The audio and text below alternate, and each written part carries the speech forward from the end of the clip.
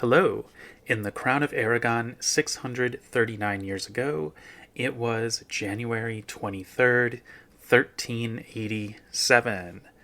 My name is Jonathan Seyfried. I'm a PhD candidate in history at the University of New Mexico, and this is the Historian's Notebook, a podcast about how history gets made. Season 1 is titled Multcara Companiona. We're looking at a document from each day of the first year of the reign of King Joan I of Aragon and Queen Violante de Bar. Let's begin today's document.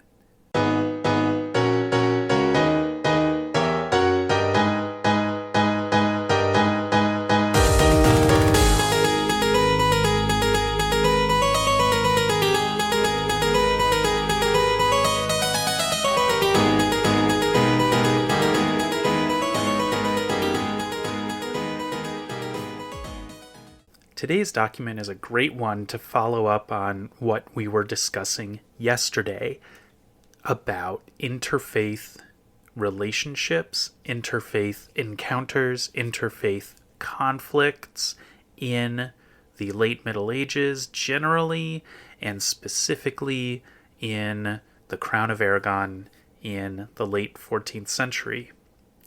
There were other polities in the Middle Ages that parceled out the different religious minority communities and taxed them differently. I think that this was a practice when Muslims ruled in Iberia and Christian communities were being taxed differently. There was in fact a tradition called the jizya, which was the special tax that would be paid by other monotheistic Abrahamic faith groups under Muslim rule.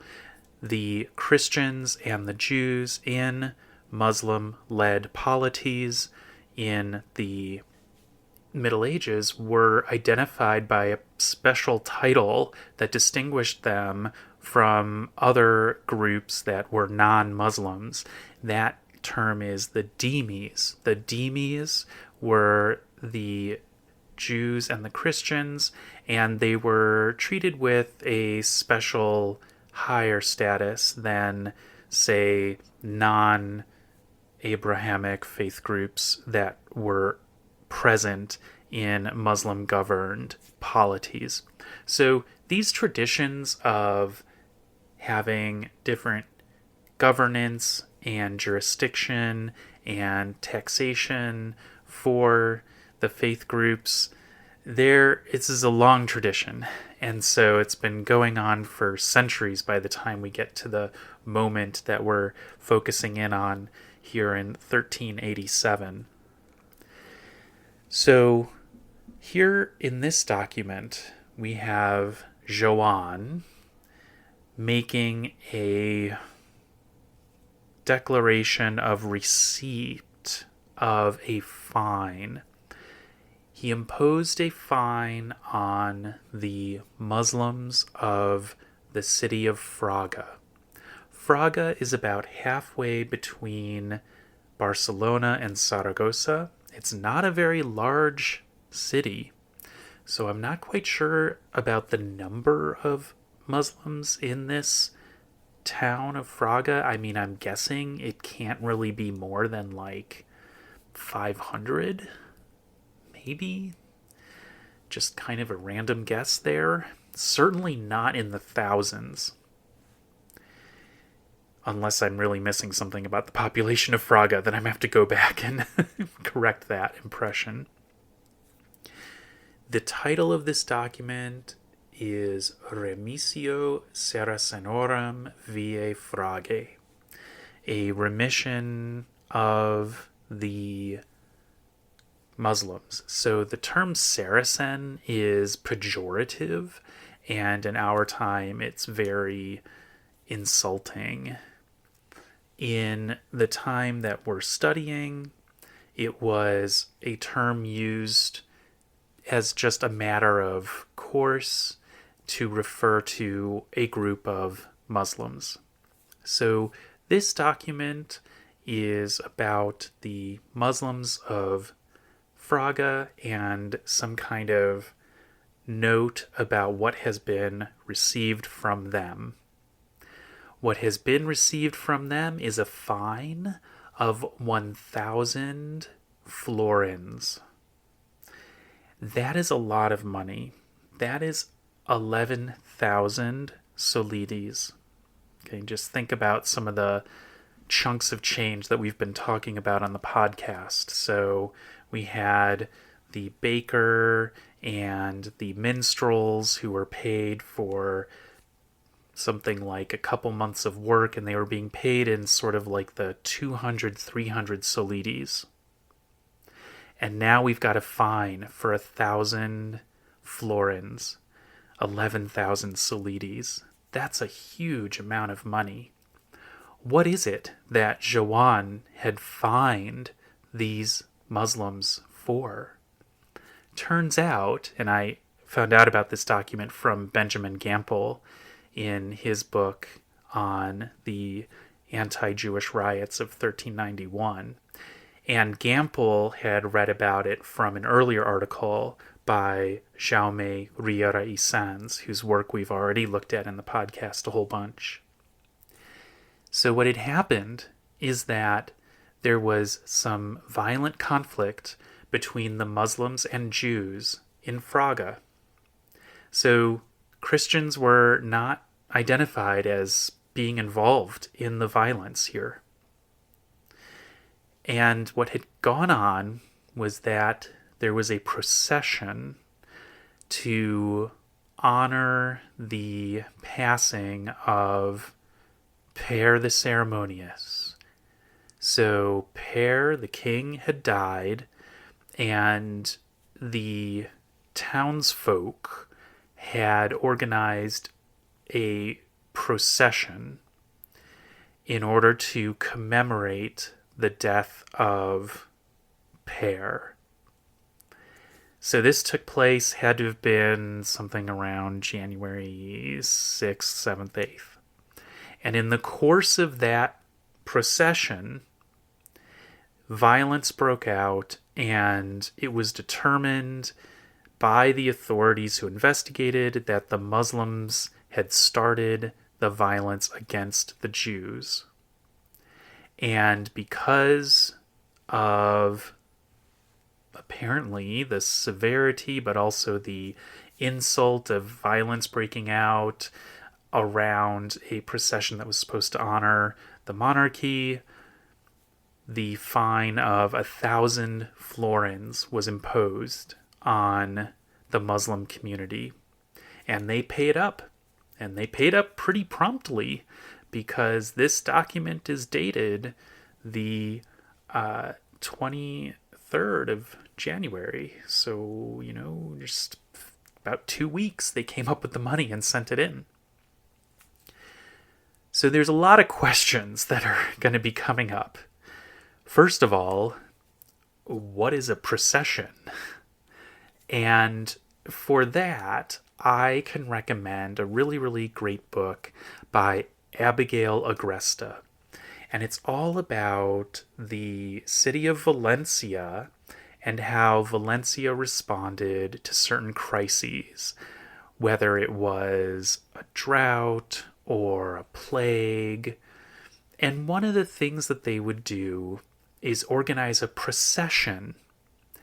They would also take action that in our time we would call more pragmatic, like trying to institute regulations and infrastructural projects in order to shore up whatever problems they were having. But another thing that they would do is they would appeal to the divine to intercede and help to alleviate whatever suffering was being brought about by, nature in the minds of the people who were doing this. So they saw, especially with something like plague, that this was coming from nature, and so they could appeal to God to end it. And one of the ways they made this appeal was to organize a religious procession, a walk around town, gathering together, walking around, probably saying prayers as they were walking. And processions were something that happened quite a lot. And it's really hard for us to imagine this in our time. But you can also think about certain forms of protest where people gather, they're assembling in a large group in order to collectively add some kind of emphasis to a message. And so in that sense, I think we can relate to this. But processions were something that happened a whole lot. And so it wasn't surprising when I saw that there was a procession in order to commemorate the passing of the king, in order to do some kind of demonstration of loyalty, fidelity, honor toward the monarchy as a signal of the overall relationship between the faith communities in Fraga and the monarchy, in the different relationships that existed between each faith group and the monarchy. They could all come together and do this commemoration, which was, in the judgment of those officials who investigated, ruined by who? The Muslims. The Muslims were at fault in this case. And so that's the scenario here.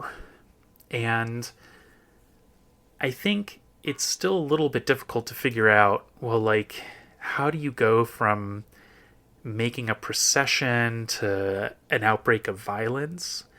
What Gamble says is that the Muslims were found to be resentful of the fact that they were put behind the Jews in the procession. So someone had decided that this faith group would be in front of the other faith group in the actual procession.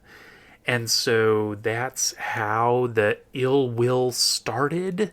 And then, goodness, it's very difficult for me to imagine how you get from being angry about your order in the procession to some kind of outbreak of violence. But it somehow happened, and the conflict led to probably a lot of injuries. I don't see any indication here that anybody was killed, but it's possible. Certainly the amount of money indicates that there was a lot of damage and maybe some killing that happened. I will say that I have not read every single word in this because it's a long Latin document, but I haven't identified whether anybody was killed. But what I have found is 10 lines from the bottom on the middle page of this, folio 52V. There's the term criminalis et crimina. So there were identified criminal acts that took place. And that is what's justifying the fine, the very steep fine. So we have here a illustrative example of interfaith tension, but also interfaith coexistence. That there was an expectation that all of the faith groups would gather and participate in these kinds of civic events, procession, to honor the king who has died. One other piece of this document that I want to point out is something that doesn't really have much to do with interfaith encounter in the Middle Ages and rather to do with conventions of the Chancery. I just want to point out that at the end of this document, the scribe, who seems to be someone named Berenguer de Busquetis, he has chosen to spell out all of the numbers in the date and the year. And I just found that to be super interesting, because usually you see that the numbers of the year are rendered in Roman numerals. That's happening in almost every other document. You do occasionally see certain pieces of the date spelled out, and there's no consistency. Some scribes seem to enjoy spelling out the number of the day. Other scribes seem to enjoy spelling out part of the number of the day. So it'll be a mixture of the Roman numeral and then a spelled out. And so we just see this lack of consistency and just enjoying how the scribes just have their own quirks. So I wanted to point that out, that at the end of this, we've got the numbers of the day spelled out and each part of the number of the year spelled out. So there you have it, another little quirk of the Chancery scribes. Thanks for listening to this episode of The Historian's Notebook, Season 1, Molt Cara Companiona. If you are leaving with more questions than you arrived with, I have done my job. Remember, the motto of The Historian's Notebook is dissatisfaction guaranteed. Visit the website to see an image of today's document and additional show notes. And listen again tomorrow to hear about the next day in the first year of the reign of King Joan I of Aragon and Queen Violante de Bar. In the meantime, take care.